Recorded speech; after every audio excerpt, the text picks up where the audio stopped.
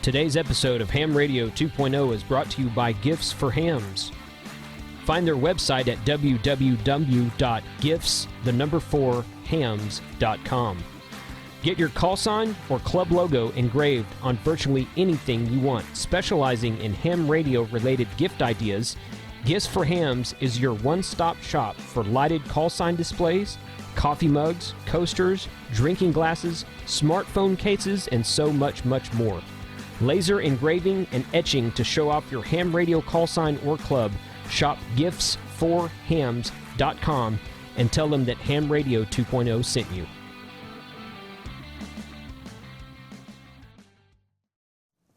Hello YouTube, this is Rich, KG5RBG from Conroe, Texas.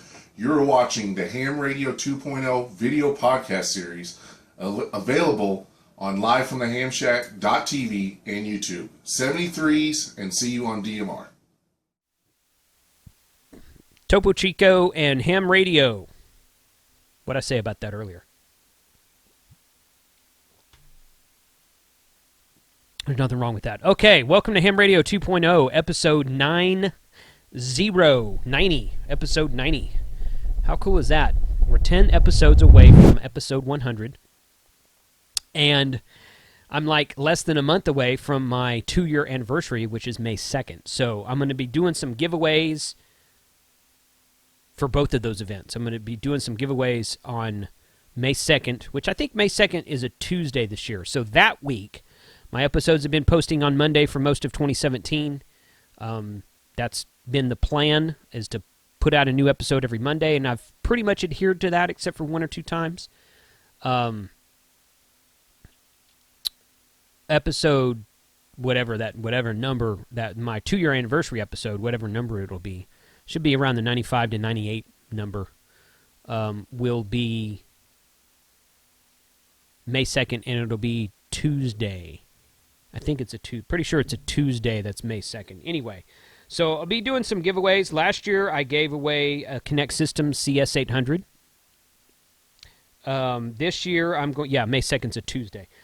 This year I'm going to give away probably, I haven't decided 100% yet. I think I'm probably going to give away, if the TYT dual band DMR HT, which they're calling the MD 2017, if it's out by that time, I'm going to give one of those away with an open spot. It's about $400 worth of stuff. And then on my 100th episode, I'm going to do another giveaway. I haven't decided on that yet. So stay tuned, okay? This is episode 90. So within the next 10 episodes, I'm going to do 2 giveaways. I appreciate your support. If you are interested in supporting me further, you can go to patreon.com/ham radio. And I'll put a link right down there. And you can help me out with monthly donations. So, episode 90. I recorded this episode at the Greater Houston Hamfest in March of 2017. This is something that I have titled DMR 101. Now, this is a talk I've given several times before, and I've updated it several times since the first time I've given it. This is like probably the 8th or 10th time I've given this talk, and it's grown a little bit since the first time. And I decided to call it DMR 101 because I'm going to do an episode later on this video series that I'm going to call DMR 201.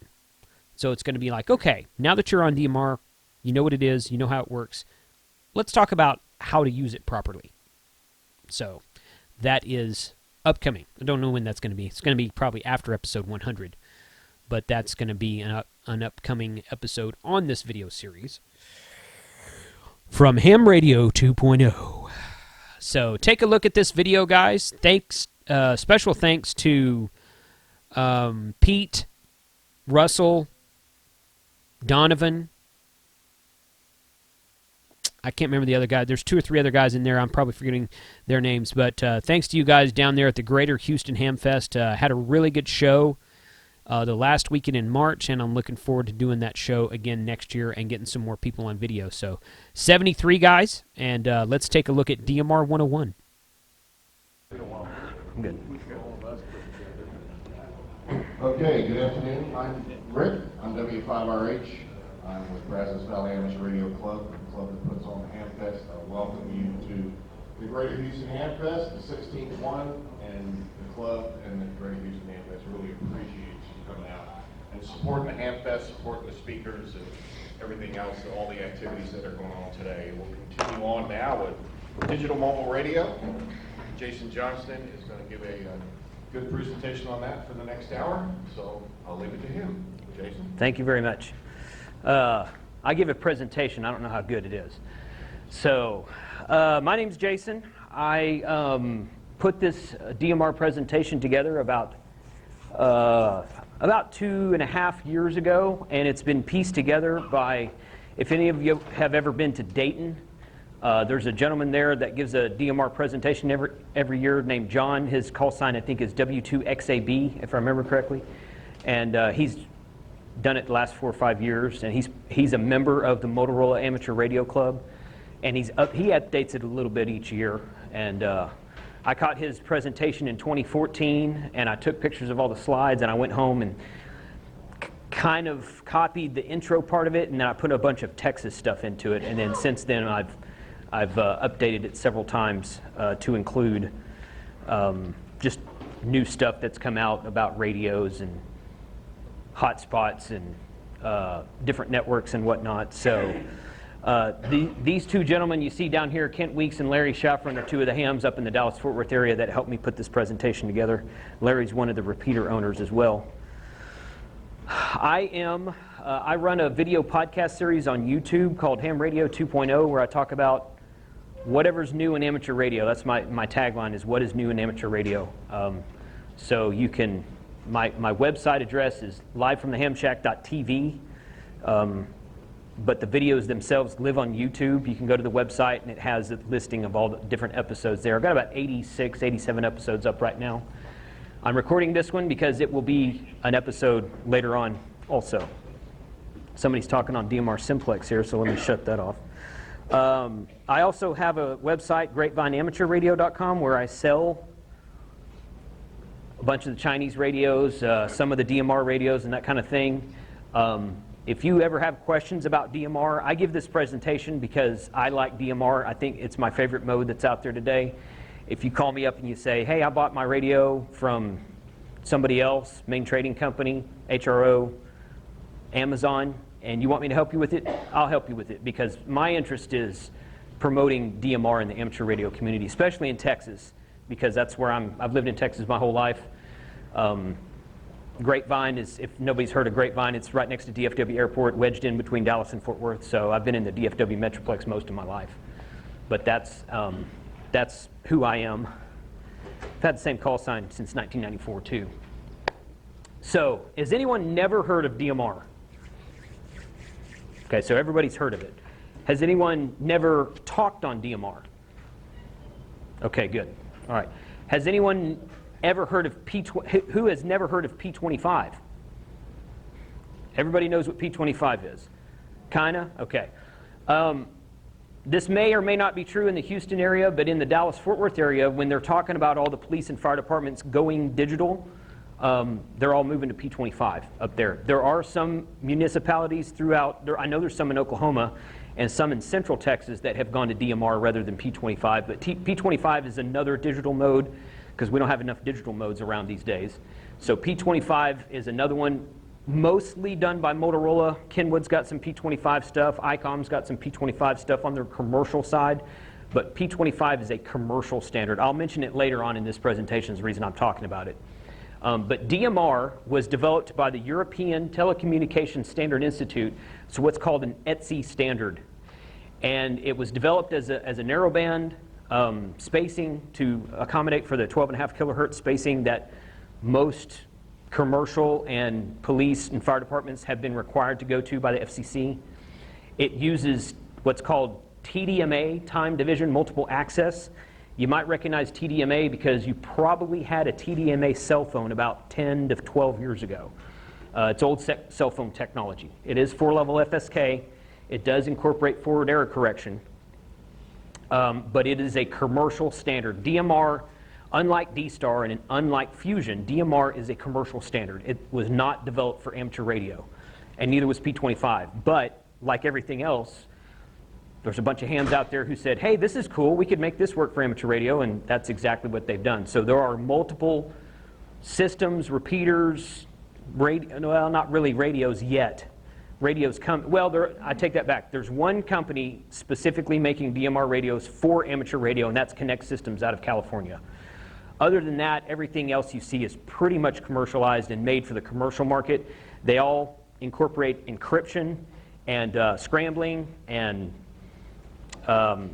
voice decoding and whatnot, and you can turn all that off because we're not supposed to use that in amateur radio, and I've never used it myself. I've never messed with encryption, but the technology will allow you to encrypt your transmissions.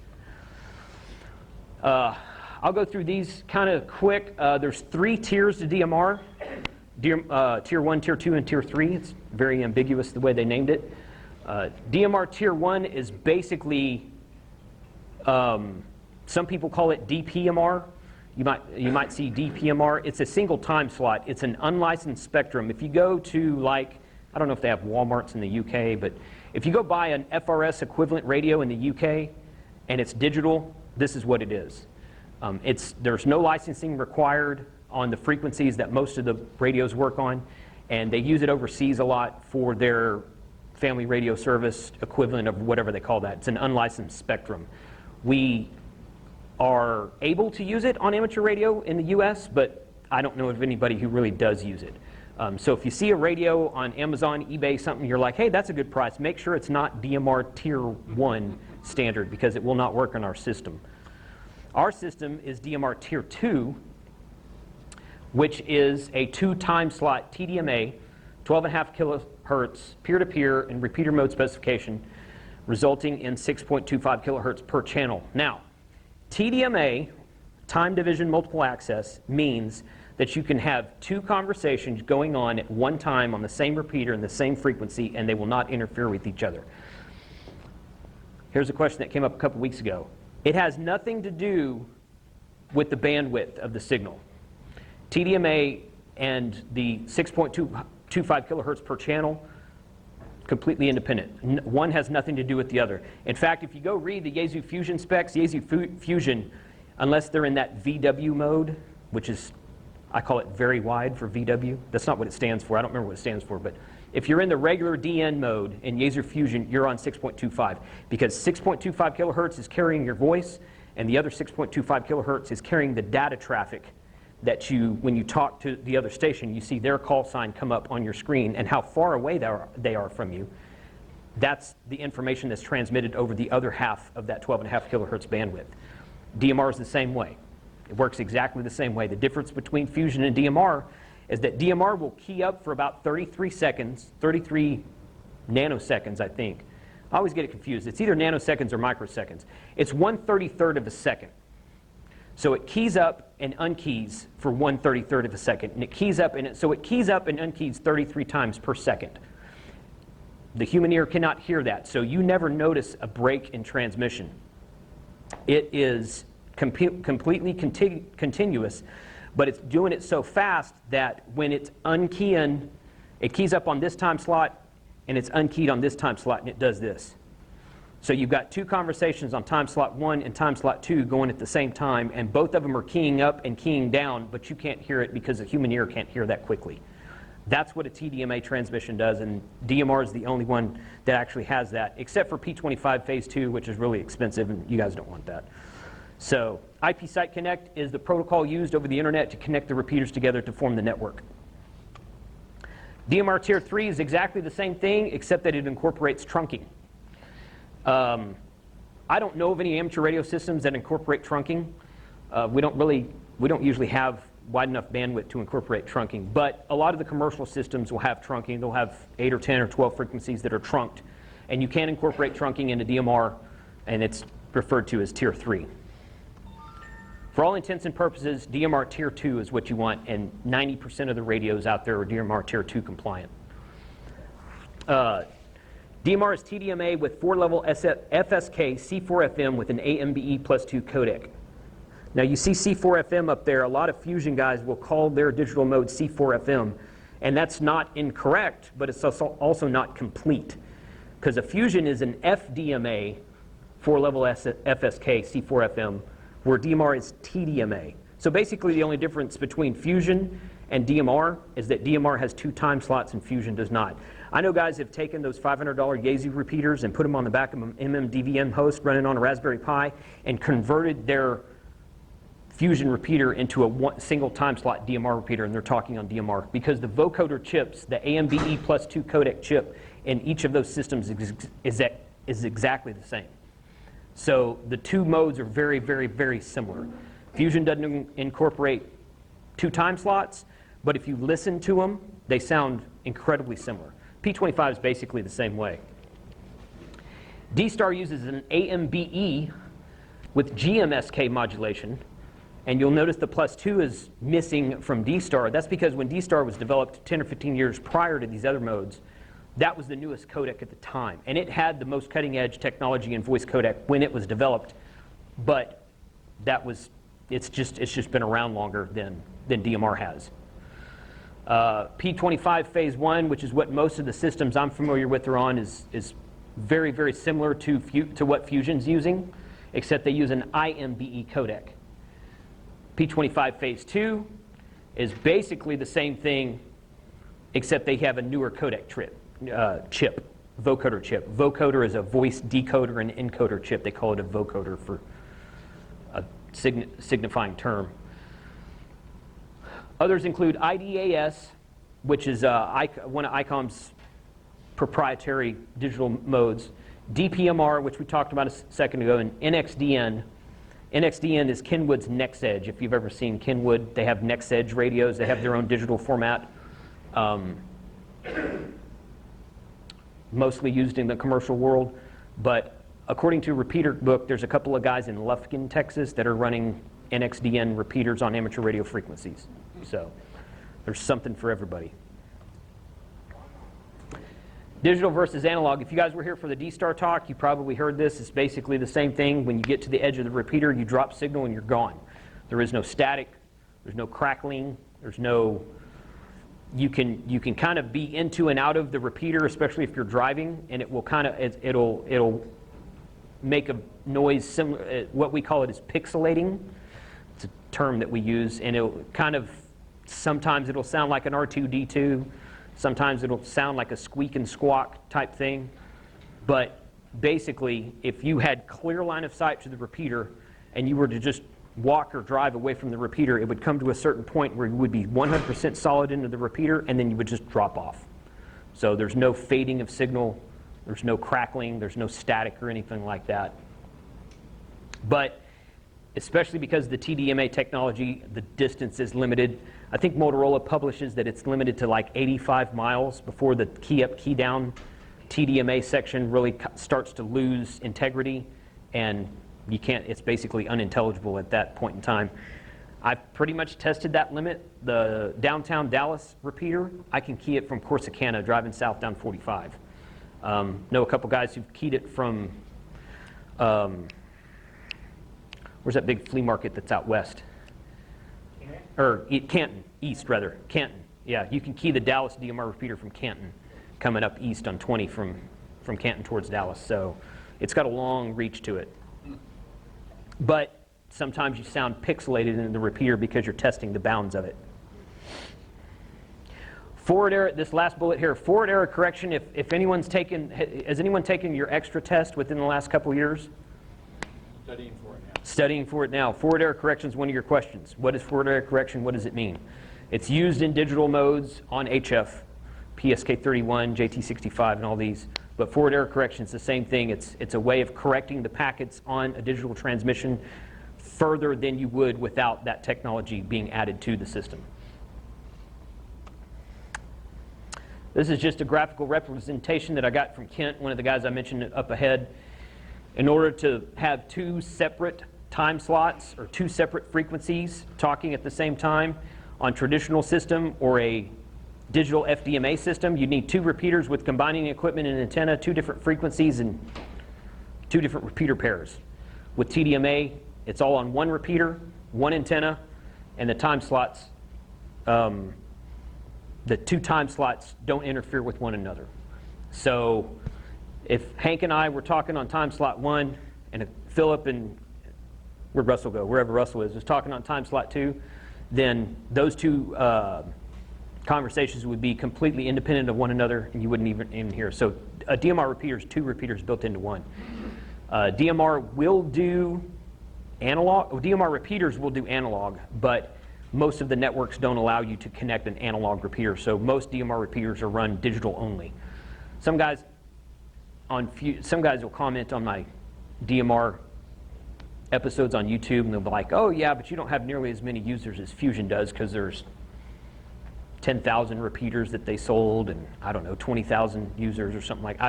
Those numbers are wrong. It's 120,000 users maybe. And I'm like, yeah, but all the Fusion stuff is running in mixed mode, and most of it's used in analog. DMR, like D-Star, is a digital-only system. 99% of everything you're going to see on DMR is digital only, no analog, no passing traffic in analog at all. There are different networks for DMR. The first that was in the United States was dmr-marc. MARC is Motorola Amateur Radio Club. If you go to dmr-marc.net, you register your call sign, and they send you a 7-digit, what's called a subscriber ID. That's what you put into your radio when you're programming your code plug. It's similar to D-Star. You have to register your call sign. On a Fusion radio, when you first boot it up out of the box, you put in your call sign in the radio. We don't put our call signs into DMR radios. We put the 7-digit subscriber ID because, again, it wasn't developed for amateur radio. But the dmr-marc guys came up with this system that said, hey, you know what? We're going to have amateur radio operators. We need to assign everyone a certain subscriber ID so that we know who they are when they're transmitting over the network. It's free. Just go up and put in your call sign. It takes about 24, they say about 24 hours. Sometimes it's quicker, sometimes it's a little bit longer. But they'll get a subscriber ID, put that in your code plug in your radio. I'll talk a little bit later about what code plugs are. And that's what you use when you're when you're talking on the DMR network. Sometimes you'll see new guys key up and there'll be all zeros and a 1 at the end, and somebody will say to them, yeah man, you missed your subscriber ID. You need to go back in your code plug and put your subscriber ID so that we know who you are. That kind of thing.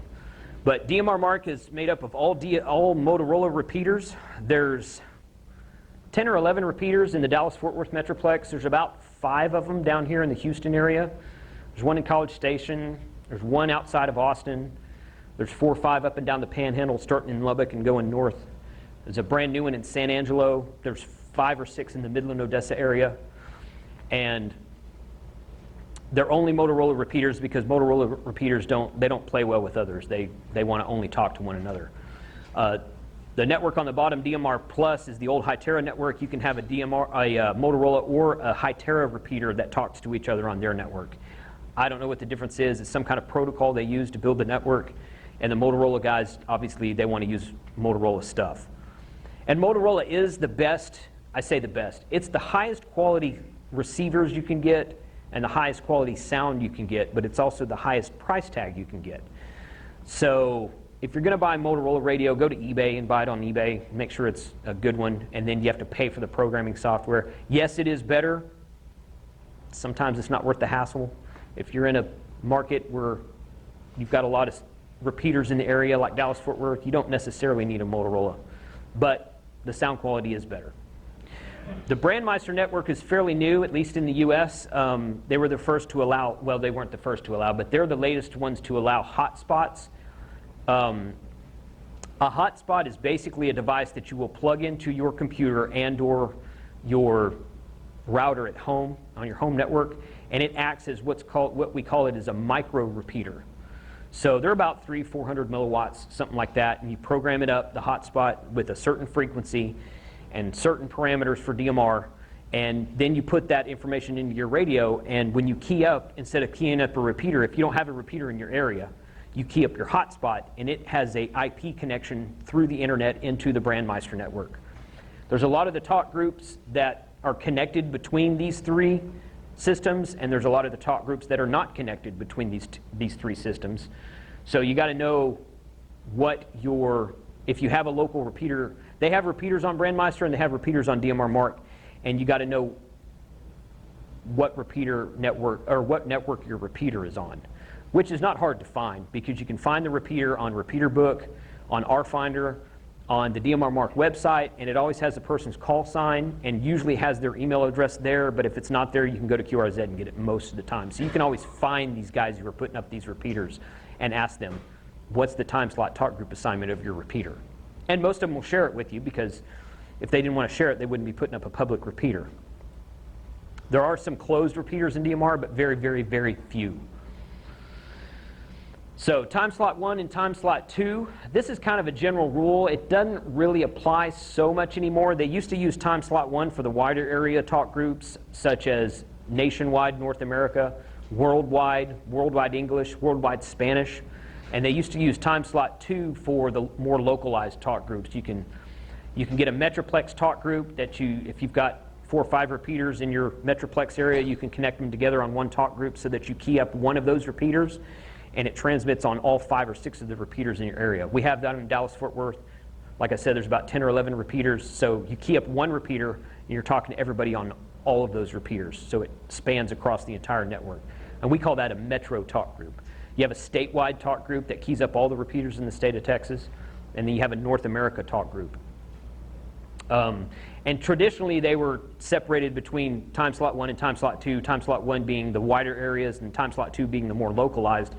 But nowadays, there's been so many new repeaters and so many new hams putting up repeaters that it's just kind of a free-for-all. You just kind of have to know which repeater has what assignment. But like I said, it's not hard to find that information on the internet. I feel like I'm moving fast. Anybody have any questions? Okay, y'all stop me if you do, that's fine. Zones, this is a confusing term to some people for whatever reason. When you're programming your code plug, you'll see zones in there. Well, the reason you have zones is because on most radios they have a 16-channel knob on the top. They have 16 slots, and when you get to 16, you can't turn the knob any farther. But the radio will hold 1,000 channels. So how do you get 1,000 channels into 16-channel knob zone, or a 16-channel knob radio? And the answer is zones. You can separate. I usually separate my zones by repeater, especially if you're on an HT, because most of the time you're not going to be within range of a repeater for HT coverage, more than one repeater. So I separate my zones by repeater. I have Dallas repeater, Denton repeater, Colleyville repeater. I have, for down here, I have the Cypress repeater, the Houston repeater, Alvin, Freeport, Spring, and one in Huffman that's not there anymore. So I have 5 separate zones for the repeaters down here. You can separate it however you want. It's totally up to you. But most code plugs you see out there will have your zones separated by repeater. A color code has absolutely nothing to do with red, green, or blue.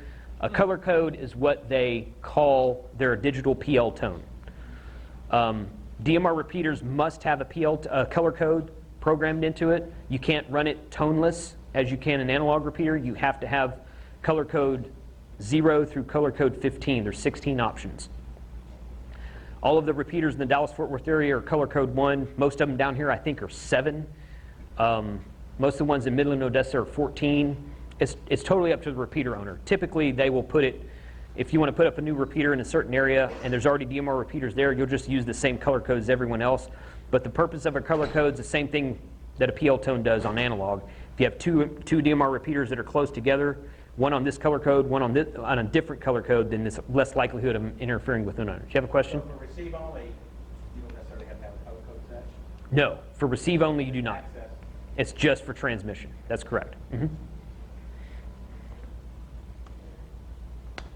Code plug is a term that also confuses people because people don't know what it is, or a lot of people don't know what it is. Does anyone use Chirp to program your radio? Okay, when you open Chirp, you put in all your information and you save the file on your computer, that file is a code plug. A code plug is simply a file with programming information that you shoot into your radio. So when you save files in Chirp, that's a code plug. Code plug comes from an old Motorola term where they actually had a plug in the side of the radio that they had to do to program it because it's Part 90 and they didn't want the guys going out in the field pressing a bunch of buttons and changing settings. So you used to have an actual plug physically that you put into the side of the radio, and then it would allow you to program it, and they called it a code plug. And it's just a term that's stuck over the years. But a code plug is just the file on your computer that you shoot into your radio to program it. DMR has been around long enough in amateur radio where you could find code plugs for areas. I've got a code plug for Dallas-Fort Worth. I've got a code plug for Houston, although it hadn't been kept up to date as much. A gentleman came by my table yesterday, Rick, one of the local guys, and gave me a listing out of all the Houston area repeaters with all their time slot talk group assignments. So I'm going to go back to my code plug and update it. But you can get code plugs for all the different radios from local hams. If you have a ham friend who's been talking, hey, you should get into DMR. This is really fun. I've been in it for a while. You can get a code plug from him, put your subscriber ID into it, shoot it into the radio, and you're done. And then you can go into that code plug, kind of look and see how it's built, and kind of learn from there. That's how I learned how to build a code plug. Was I had somebody send me one, and then I just kind of hacked it up and said, oh, I understand how it's being worked out now. A receive group or an RX group is a group of talk groups on a time slot. Now, you can have access to as many talk groups per time slot as you want to. When I say talk groups, talk group on DMR is the same thing as a reflector on D-Star. Fusion calls them, WiresX calls them rooms, but it's just a group of, it's a channel that's usually designated by geographical location, but can be designated by club. You can have a club talk group. You can have a Skywarn talk group. You can have an ARRL talk group. You can have whatever you want. But a talk group is just, the most common ones are local, statewide, regional. Cactus guys have one. Simplex has a talk group of its own. You can have as many talk groups per time slot. I said earlier you have 2 time slots. So you can have 5 talk groups that are allowable on time slot 1 and 25 that are allowable on time slot 2, or however many you want. But you can only use one at a time. You can only transmit on one at a time. You may have access to all these other ones, but if someone's using the repeater and talking on a certain talk group, you can't key up on that repeater and talk on another talk group that belongs to this time slot. You can do it on this time slot, but not this one. So they come up with this idea of receive groups to where you can put all the groups that are in a certain time slot into your code plug so that when there's activity on your repeater on time slot 2 or on time slot 1, you will hear it no matter what channel your radio is sitting on.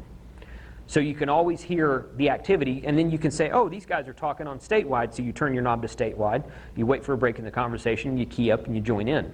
It also keeps you from stepping on people or taking over the repeater in the middle of a conversation. If you're listening to a certain channel and you don't hear any activity and you key up, but somebody's talking on another talk group you're not monitoring, then you're going to interrupt their conversation. So the receive group was created so that there wouldn't be conversation interrupting while the repeater was in use.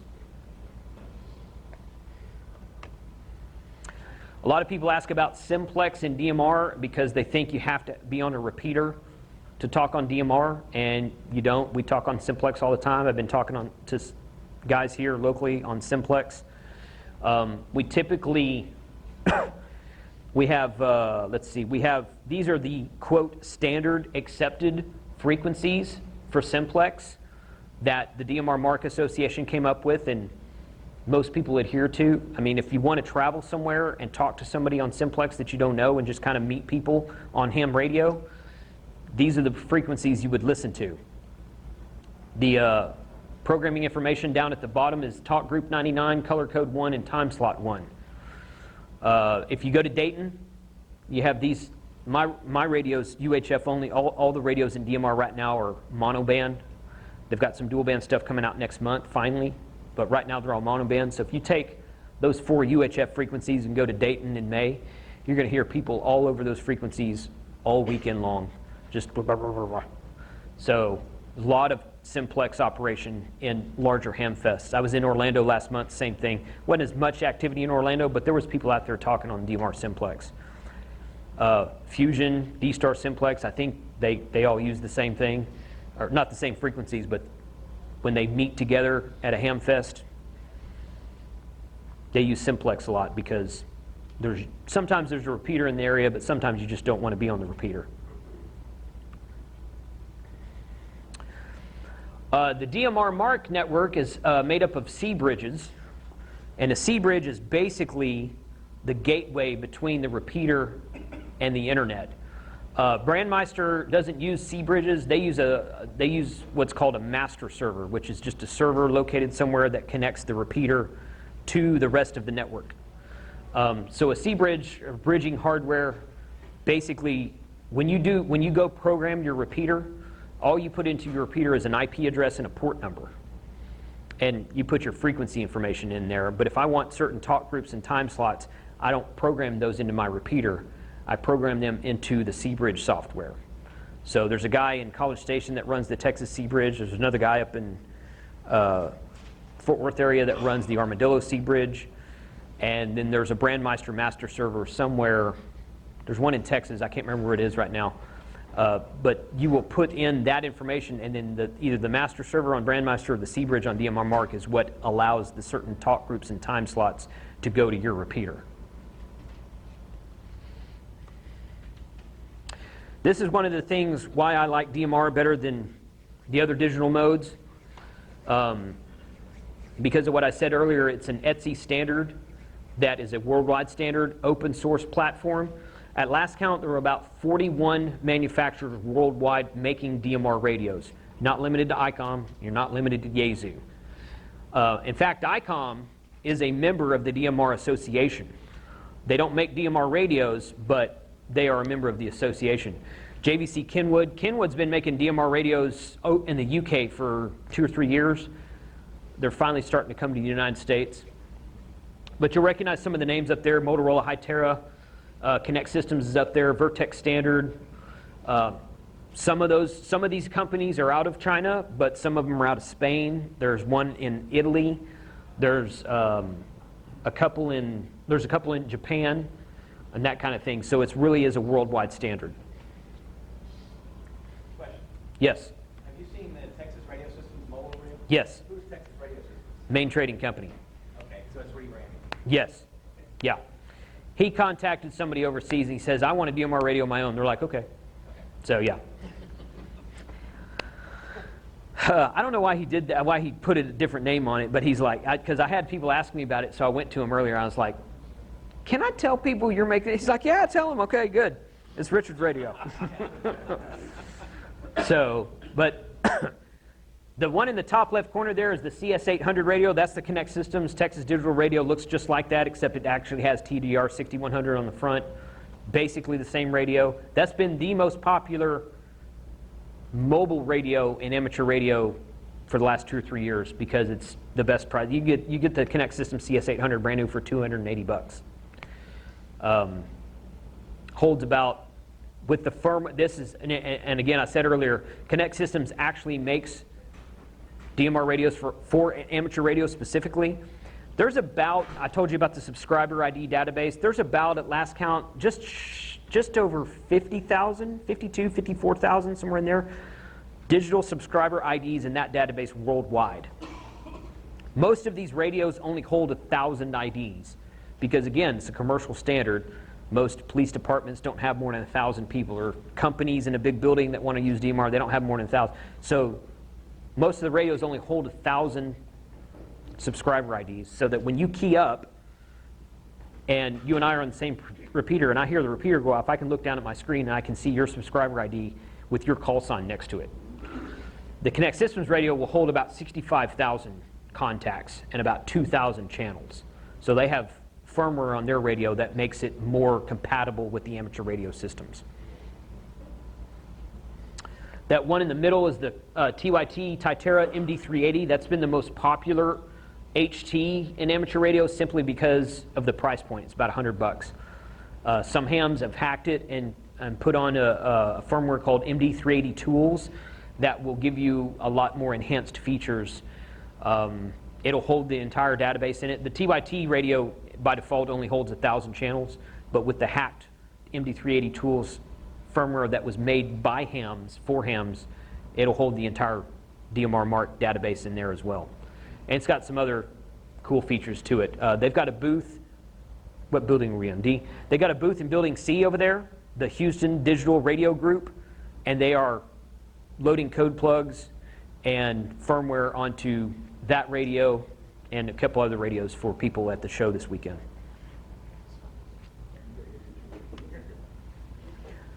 These are a couple of the Motorola radios that were the first ones out that hams started buying off of eBay before everybody else was making them. This is the new DV4 Mobile. This is a company out of Florida called Wireless Holdings. That the guys are German. They speak with pretty thick German accents, but they actually live in Florida. They are citizens of the U.S. And I've met these guys at Dayton last year, and I met them again I did an interview with them at Orlando last month. This radio, when it releases, it was supposed to be out by now. It's been delayed, like most things in radio today. They're hoping to have it by Dayton of this year. This radio will be tri-band. It'll do 2 meters, 220, and 440. It'll do D-Star, DMR, Fusion, Kenwood, NextEdge, NXDN, and eventually it will do P25. They're having some licensing issues with P25 right now, but it'll do tri-band, all-mode digital. They're planning on doing the next, once they get this out rolling, get some firmware updates to it, they want to do another one that has 900 megahertz and 1.2 gigahertz, and then they want to do an HF all-mode 6-meter HF, and then you'll have 3 radios stacked like this that'll be every band for amateur radio and every mode for amateur radio. That's their focus. Probably a few years before you see that. But that's a really cool looking radio. They had some demos going in Orlando last month of guys talking on the Fusion repeater, and you were able to listen to it. It's going to be a really cool radio once it finally comes out. Does it also do analog? Yes, it does do analog. Uh-huh. Analog. Yeah. Oh, analog. What is that again? What's the price point of that radio? It's about $1,000. Yeah. So, 1,000 to 1,200 roughly, something like that. But if you go buy a mobile radio for Fusion and want to pay Yaesu for their brainchild, tri-band analog radio, about $300. Mobile DMR radio is about $300. So for what it is, it's actually pretty good in the package. Yes, it will do analog. The 220 side, I'm really big into 220. 220 is what most of the time when I'm on analog back home, I talk on 220. There's a lot of up and coming 220 activity in the Dallas-Fort Worth Metroplex. And you guys have some good repeaters down here as well. But it'll do 220 analog. There's no 220 DMR or Fusion repeaters out there right now. They are making a 220 D-Star repeater though. So that's my website at the top with my video series. The dmr-marc-net is where you would register for your subscriber ID. Turbo.org/talk groups has a really good listing of talk groups. I should put the Hoseline website on here, but I don't have that up there. There's a website, if you go Google Brandmeister Hoseline, there's a website out there where you can go open your web browser and you can actually listen to talk groups transmissions on the internet. You can't key up, but you can listen to see who's talking, and it pulls in their QRZ information, so it shows their picture and their call sign when they're talking. So it's a really cool website that the Brandmeister guys developed called Hoseline. That is it. Any questions? I've got one. Yes, sir. In the code plug, I see receive ref frequency and transmit ref frequency. Yes. What the heck is that? It's medium, low, medium, high. I don't. He's asking in the code plug, he sees there are, especially in the Connect Systems radios, there's a transmit and a receive REF frequency. I think that means reference frequency. I don't know what that is. Nobody seems to. It's not used in amateur radio. It's not used in amateur radio. I'll put it like that, okay? It's something for reference frequency to use on a trunking system, I think. I don't know. I have never programmed that and never needed it. So it's nothing that has anything to do with our DMR repeater system. So then I've got Yeah. So that's the best answer I've Yeah. But like I said, it's a commercial standard, so there's encryption in there too. You can go in there and encrypt your code plug. But yeah, yes, sir. The lawsuit, Motorola suing Hytera. I know that Motorola is suing Hytera. That's about all I know about it. Actually, yeah, it's in the for theft of intellectual property. Right.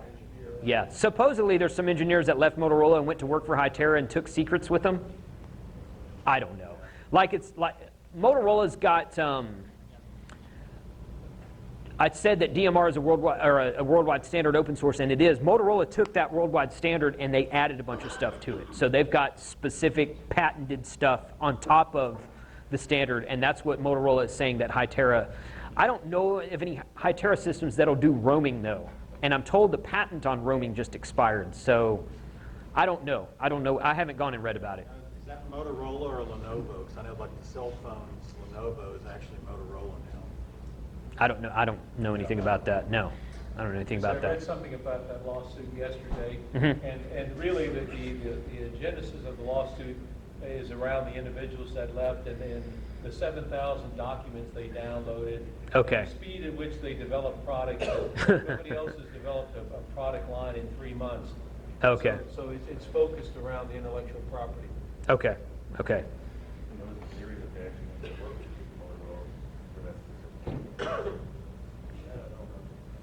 Went through that pretty quick. It's only 10 after the hour, but any other questions? On your cell phone, Uh-huh. listen, you, like Monday you gave a review on it? You uploaded a Yes. review? Yes. So this is an R-Finder device. R-Finder is a company out of New York. They make a worldwide repeater directly, similar to Repeater Book. So unlike Repeater Book, they actually make some hardware. Now, the hardware is made in China, but they import it and they put their own firmware and stuff on it. So what you can do is open up the R-Finder app. It uses the GPS on your phone to find the closest analog or DMR repeater.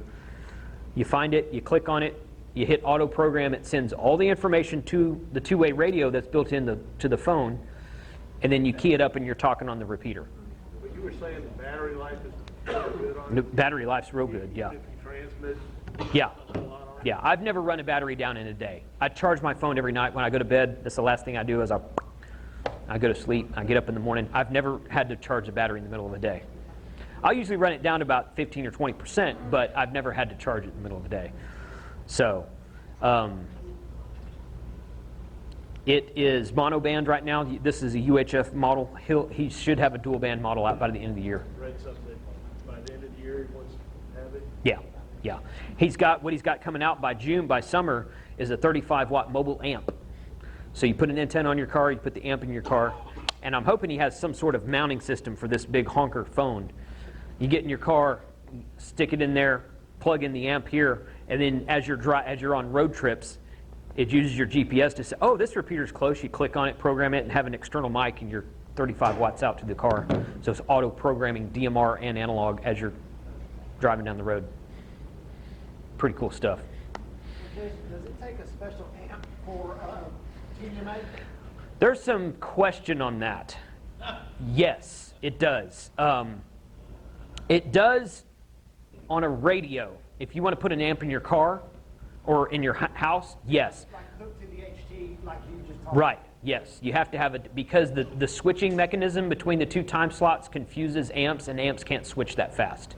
Say it's worse than that. So this QPSK, it's all Yeah. about phase and all about amplitude. Mhm. And so if you run it through a Class C amplifier, which FM, you can just start phase and, Right. and amplitude. It doesn't care about amplitude. But on digital, what happens is that you're switching from quadrants, and as you jump from quadrant to quadrant, and it tries to decode that stuff, particularly with forward area correction coding, that if you screw up all that when you get decoded, it won't decode. It'll Okay. never synchronize. Yeah. So what you need is a linear amplifier. You need a Class A amplifier to amplify digital, which is one of the reasons why some digital radios are a little more expensive. Yeah, and I think that's why I've been told that if you have a repeater amplifier, that those will work on a repeater, but you can't use a mobile amplifier. And I think that's why, it's because most repeater amplifiers are Class A. So we have Motorola MSF 5000 110 watt repeater that's going to go on one of our DMR repeaters up in Dallas, and it's just a regular repeater amplifier, but it's a Class A amplifier. Do you know if anybody's working on a dual band HT? Be a dual band HT out next month. T by T. T by T will have a dual band HT next month. Anytone who currently makes that tri-band analog radio, they should have a dual band HT April or May. Jerry from Connect Systems he has a prototype of the CS800. He's calling it CS800D for dual. He has a prototype right now. He wants to have it on display at Dayton in 2 months. So by summer, you're going to see finally you're going to see 2 or 3 dual band options in DMR for amateur radio. I thought Bale thing came out with one not too long ago. Whatever happened to that one? Stay away from that thing. It's a tier 1 radio. That's all it is. Yeah.